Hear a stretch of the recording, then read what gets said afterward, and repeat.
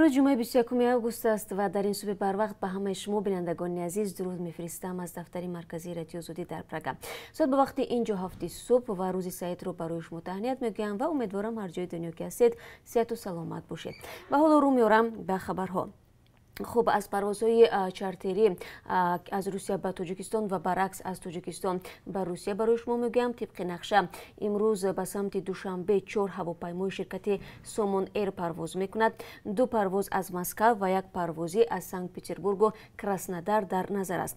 به همین ترتیب تا 31 آگوست با 34 پرواز چارتری از شهرهای مختلف روسیه به دوشنبه انجام می شود. در عین زمان مقامات روس روی خط 25 پرواز غیر نقشه‌ای را از تاجیکستان به روسیه نشر نمودند که از امروز تا 1 سپتامبر ادامه می‌کند. امروز 2 هواپیما شهروندان روسیه را از دوشنبه به پترزبورگ و کراسنودار می‌برند. روزهای بعدی از خوجند به مسکو نیز هواپیمای چارتری پرواز خواهد کرد. توسط این هواپیماها شهروندان روسیه اعضای خانواده آنها و زادگان تاجیکستان که حق استقامت موقتی در آن کشور را دارند می توانند پرواز کنند. درباره راه‌اندازی پروازهای دائمی و باز شدن مرزها تا هنوز یگان خبری نو نیست. مقامات تاجیکستان دوباره با صندوق بین‌المللی پول یا IMF مذاکرات را آغاز کردند و می‌خواهند از این نهاد بین‌المللی مالی قرض‌های با امتیاز بگیرند. این در حالی است که صندوق بین‌المللی پول ماه می امسال در اوج پاندمی کرونا ویروس نو با درخواست تاجیکستان بیش از 189 میلیون دلار قرض داد. این قرض‌ها بهره ندارند ولی در عوض آن از تاجیکستان تقاضا شده است قسمت درآمد بودجه را بیش از 2 میلیارد سومانی و خراجات را بیش از 1 میلیارد سومانی کم کند. بانک ملی تاجیکستان روز 19 آگوست خبر داد که مذاکرات نو با صندوق بین‌المللی پول تا 3 سپتامبر ادامه میکند. به اطلاع منبع تاثیر عامل‌های بیرونی به وضع بازار داخلی اسعار، بسته شدن مرزها، سطح تورم و سطح آسیب‌پذیری اقتصادی ملی از پاندمی کووید 19 از موضوعهای اساسی گفتگوها میباشند.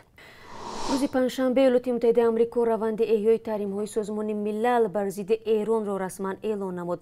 به عقیده واشنگتن ایران سازش هسته‌ای سال 2015 را پایمال میکند. واشنگتن از این سازش در سال 2018 بیرون شده است. دیروز مایک پامپئو کاتب دولتی آمریکا به رئیس شورای امنیت سازمان ملل نامه فرستاده تاکید کرده است که ایران بندهای این سازش را اجرا نمیکند. بعضی اعضای شورای امنیت میگویند واشنگتن از این سازش بیرون شده است و حق ندارد با چنین تشبث برآمد کند. در همین حال ایران موشک‌های نوش را که مورد نگرانی واشنگتن میباشد نمایش داد. تفصیلات در گزارش اسکندری میرزاده. روز پنجشنبه ایران موشک‌های نوش را نمایش داد که یکی بین قروی و دیگری بالدار بوده است. موشک اول سلاح نوعی زمین به زمین بوده به یاد گنرال بلندپایه سپاه پاسداران انقلاب اسلامی ایران قاسم سلیمانی حاج قاسم نام گرفته است. وزارت مدافع ایران میگوید طول پرواز این موشک به 1400 کیلومتر برابر است. موشک دوم به یاد فرمانده گروه نیمه نظامیان عراقی ابو المهدی المهندس نامگذاری شده است. سلیمانی و المهندس ماه ینور سال روان در نزدیکی فرودگاه بین المللی شهر بغداد عراق با موشک هواپیمای بدون سرنشین ایالات متحده آمریکا به قتل رسیدند. نمایش موشک‌ها به زمان راست آمده است که واشنگتن می‌خواهد چارچوب تحریم فروش اسلحه به ایران را برقرار کند.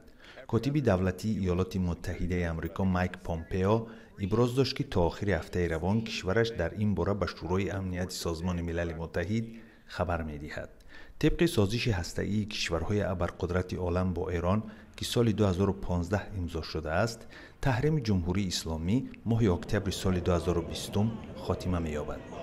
واشنگتن اظهار نموده است که هدف از احیای تحریم وادار نمودن مقامات تهران به بستن سازش مفصل‌تر هسته‌ای، لغو برنامه موشک‌های بالستیکی یا خود بین قروی و قطع دخالت در نزاع‌های منطقه میباشد. تهران میگوید تا زمانی که تحریم امریکا پای بر جا است، سر میز مذاکرات نخواهد نشست.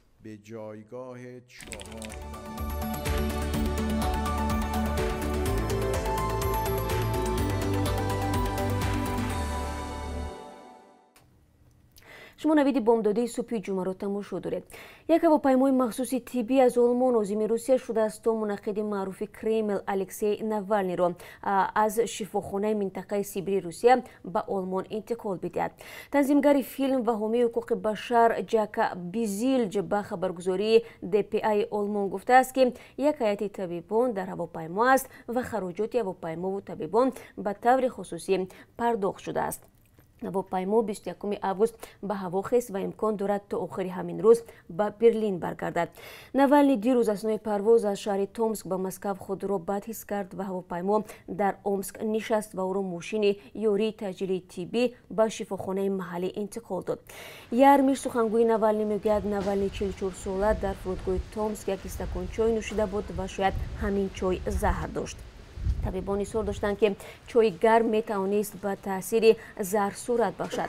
آناتولی کلیچنکو طبیب بیمارستان یوری تجلی رقم 1 تومسک گفت وضع ناوالنی جدی است و طبیبان سعی دارند او را نجات دهند. کانسلر آلمان انگلا مرکل گفته است که ناوالنی میتواند در آلمان تبابت بگیرد. حالا ستاد ناوالنی تلاش دارد او را برای معالجه به آلمان انتقال بدهند. آژانسی ضد فساد تاجیکستان خبر می‌دهد که دختر در شهر استرافشان برای بلیط حربی مبلغ طلب کرده است. در اطلاع از این دختر انور احراروف نام برده می شود. او ماه اپریل سال جاری از شهروند احراروف او برای آماده کردن بلیط حربی کورنوشویان برای فریب و سوء استفاده باوری 8000 سومانی خواسته. از این مبلغ 3500 سومانیش را پیشکی گرفته و به وعده‌اش وفا نکرده است. در نسبت دختر نام برده پرونده جنایتی آغاز شده است. دوستان کل بلاروس بر اساس ماده غصب قدرت به ضد سازماندهندگان شروع هماهنگسازی مخالفان پرونده شده است. الکساندر کونیوک دوستان کل بلاروس روز 20 август در این باره خبر داد.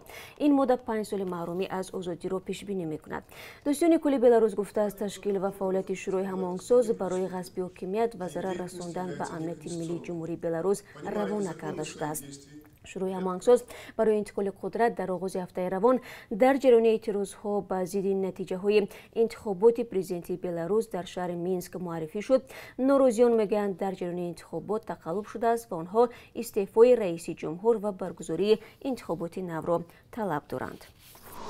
وزارت معارف تاجیکستان در یک جایگی با وزارت کارهای خارجی به داوطلبان تاجیک هشدار داده است در انتخاب دانشگاه‌های چین هوشیار باشند. این اعلان در پی خبری اگنتی اطلاعاتی سینخوا درباره پیدا شدن دانشگاه‌های قلبکی صدا می‌دهد. وزارت معارف چین تاکید نموده است داوطلبان باید قبل از درخواست سپاریدن امتحان‌های قبول به طور آنلاینی به تورنمای رسمی وزارت و یا تورنمای دیگری مقامات داخلدار در ویچت وارد شده درباره مؤسسه‌های تعلیمی انتخاب کردهشان معلومات دقیق پیدا نمایند تا به دام قلابان نیفتند. یک ساکن 38 ساله نویه وخش به صادر کردن 16 حالت دزدی از مسجدهای 5 وقته متهم می شود. وزارت کارهای داخلی میگوید ساکنان نویه کوشانیان و وخش با عریضه مراجعت کرده گفتند که از درون مساجد از طرف اشخاص نامعلوم تجهیزات تکنیکی ثبت کننده از قبیل منبع‌های خاطروی یا خودباز، مانیتورها، کامراهای مشاهده‌ای را بوده شده است. در پی مراجعت شهروندان شمزین دولتوف را دستگیر کردند. فرد گمانبر از این پیشتر 2 مرتبه زندانی شده است. در برنامه اخباری وکیده دولتوف اعتراف کرد که از 10 مسجد اسباب‌های ثبت کننده را دزدیده و آنها را سودا کرده و مبلغش را برای زندگیش صرف نموده است. در باره زیان رسیده به مسجدها معلومات دادن نمی شود. عین زمان دولتوف در حبس پیشکی قرار دارد. و در ولایت سوخت شهر خوجند رانندگان بی‌نقاب را جریمه بستند. بنا به اطلاع دفتر مطبوعاتی حکومت شهر در نتیجه رید کارمندان صاحب بهداشتی حالتهای رعایت نکردن فاصله اجتماعی و نداشتن نقاب طبی از جانب رانندگان مسافربرها آشکار و نسبت 20 نفر آنها پروتکل‌های جریمه‌ای ترتیب داده شد. مبلغ جریمه از 116 تا 290 سومانی را تشکیل داده است. خاطررسانی می‌کنم که قانون جریمه برای بی‌نقابی در تاجیکستان از 8 ایول امسال به حکم اجرا درآمد. و حالا برای شما از قرب اسعار خارجی میگم که از طرف بانک ملی چنین تعیین شده است. $1 10 سومانی و 31 درم، 1 یورو 12 سومانی و 22 درم ارزش دارد. امروز قرب 1000 روبل روسی رسا 139 سومانی و 40 درم تعیین گرده است که نسبت روز گذشته 60 درم کمتر می باشد. بینندگان عزیز برای این ساعت صحبت خود را با پایان میبریم. تشکر از یکی شما و 3 ساعت بعد من شما رو در اینجا منتظرم با خبرهای نو. روزی با برار داشته باشید.